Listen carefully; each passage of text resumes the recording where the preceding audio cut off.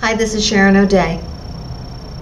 I'm in a funky hotel in a town in Mexico that I adore. It's called Merida. It's in the Yucatan, and we come down here as often as we can. I come down here because I get away from computers and a whole lot of other things, and I can really think. This is a terrific place for me to go over all the things that I see and read, the people I work with, the people I mentor, and understand better how I can be better at working with you. So that said, I want to talk to you a little bit about this series of 5 myths that keep women broken, poor, and miserable and scared and away from financial freedom, financial independence, whatever phrase you want to use. This is a topic that touches my heart, basically because it's something that I went through too. If you've read my story, and you can find it on my website, I got myself into a lot of trouble too financially. And once I came out, because I had such a strong finance background, I had an MBA from the Wharton School of Finance. And how could I do that? How did I make those mistakes? What happened to my compass? So in coming out of that process, I really delved into how we get into these problems, what causes them, how can we turn it around, how can we get out, how can we accelerate the process to get us back to a safe place. We have these barriers that come from beliefs that we've accumulated from the time we're children.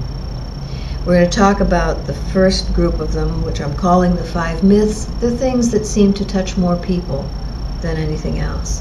And I thought by addressing these, we address the most issues and give people some place to start to get back on the path to financial independence. There's a lot of traffic on this street. Mexico is a lot noisier than the United States, but I still love it. What financial independence means to each of us is different. In the case of somebody who's deep in debt, in credit card debt, just seeing their debt under control will feel like financial independence.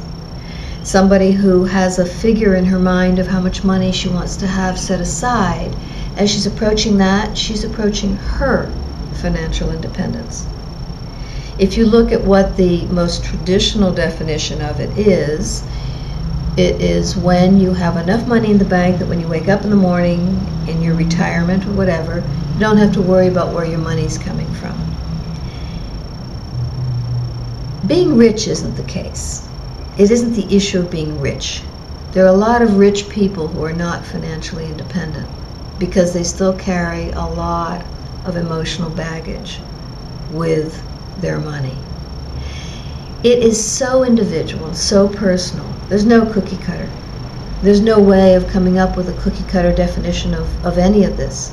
But what there is a real solid structure to get at the things that are holding you back and to catch up on all of those years that you didn't do what maybe you were supposed to be doing. No one's beating anybody up. Lord knows there are enough of us who got ourselves into trouble, and a lot of us who have gotten ourselves back out. So that's the purpose of this series of videos. For the next 5 days, I'll be sending you each day a short video on one of the 5 myths and then a wrap-up. So all told, you'll have 7 videos. At the end of that, I think you're going to have enough to get you started to realizing that everything is salvageable. Nothing's impossible. You know, I used to laugh at the phrase of there is no debtor's prison, except that there is no debtor's prison. What we have to understand is what role money plays in our lives. Get it back on track and head where we all deserve to go. And the truth is, we all deserve to get to financial peace of mind. That's my goal for you.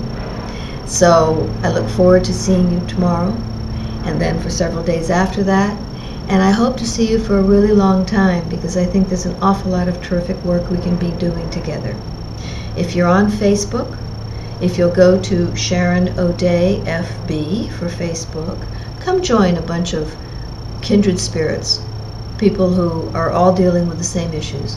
I know people are concerned about privacy, and nobody's privacy is going to be breached anywhere. You only say what you want to say, don't say what you don't want to say.